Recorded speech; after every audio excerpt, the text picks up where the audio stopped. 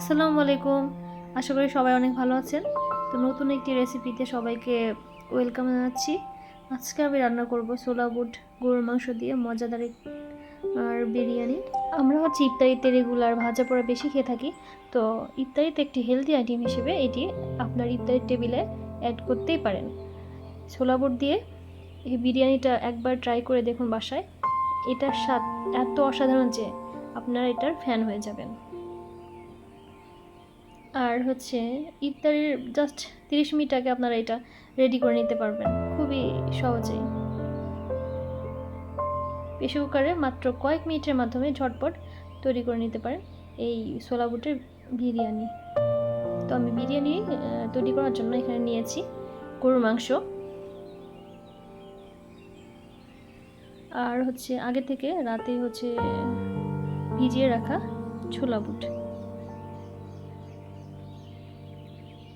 এখানে আমি প্রেসার কুকারে আজকে বিরিয়ানিটা রান্না করব।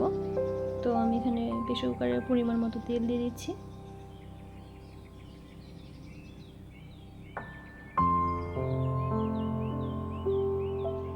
তেলটা গরম হলে এর মধ্যে আমি পেঁয়াজ কুচি আর মরিচ কুচি দিয়ে দিচ্ছি। যেহেতু আমি আজকে রান্নাতে বিফ আর ছোলা দিব, তো এখানে একটু পেঁয়াজের পরিমাণটা একটু বেশি দিতে হবে।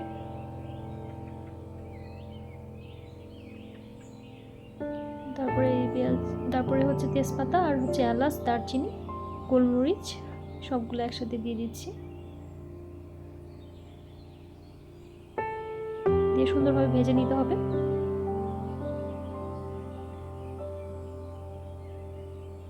এখানে আমি পরিমাণ মতো লবণ দিয়ে দিচ্ছি।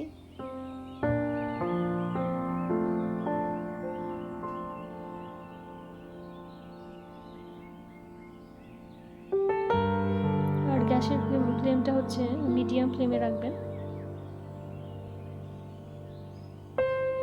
এখানে আমি আদা পেস্ট আর রসুন পেস্ট দিয়ে দিচ্ছি 1 চামচ করে।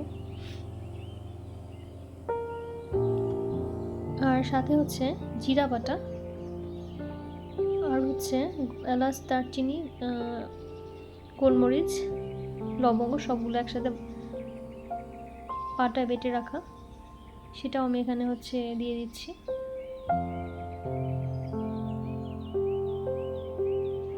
বাটা গরম মশলাটা ইউজ করলে হয় কি মানে ফ্লেভারটা আরও ভালো আসে।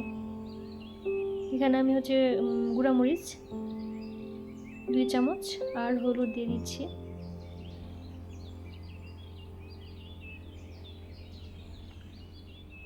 আপনারা ঝালটা আপনাদের টেস্ট অনুযায়ী দিবেন। দিয়ে সুন্দরভাবে মশলাগুলোকে কষিয়ে নিতে হবে। একটা রেসিপি মানে একটা রান্নার টেস্ট নির্ভর করে আসলে কষানোর ওপর। এটা যত ভালোভাবে কষাবেন এর টেস্টটা ততটাই ভালো আসবে। তো খুব সুন্দর করে সবগুলো উপকরণ একসাথে নেড়ে চেড়ে কষিয়ে নিতে হবে। এখন আমি গরুর মাংসটা দিয়ে দিচ্ছি।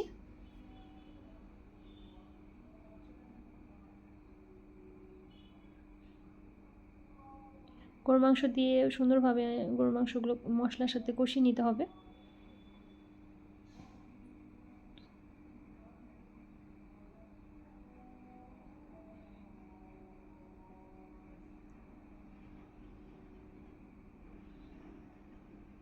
তারপরে আমি যে ছোলা বুটটা আমি ভিজিয়ে রেখেছিলাম সেটা দিয়ে দিচ্ছি। ছোলা বুট আগে থেকে ভিজিয়ে রাখলে খুব তাড়াতাড়ি সুন্দরভাবে সিদ্ধ হয়ে যায়। এখন ছোলা বুট আর মাংসটা সুন্দরভাবে কষিয়ে নিব। এখানে আমি চাল নিয়ে নিয়েছি বিরিয়ানি রান্না করার জন্য। এখানে ভাতের চাল আর 3 ভাগের 1 ভাগ পোলাও চাল ইউজ করব আমি।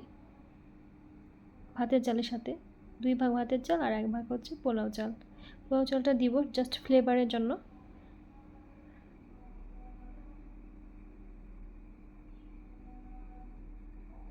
আপনার চাইলে এটা খাসি মাংস দিয়েও করতে পারেন। তো এখানে আমি চালটা দিয়ে দিচ্ছি, দিয়ে খুব সুন্দরভাবে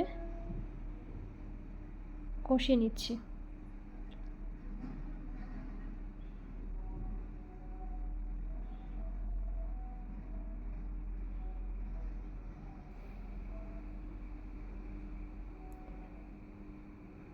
ছয় 7 মিনিটের মতো সুন্দরভাবে হচ্ছে এটা আরও কিছুক্ষণ কষিয়ে নিব।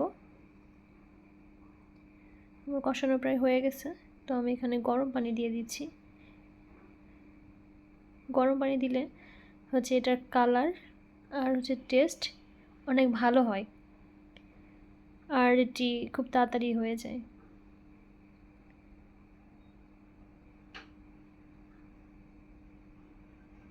তো আমি সুন্দরভাবে নেড়ে এখন হচ্ছে প্রেসার কুকারের ঢাকনাটা লাগিয়ে দিব।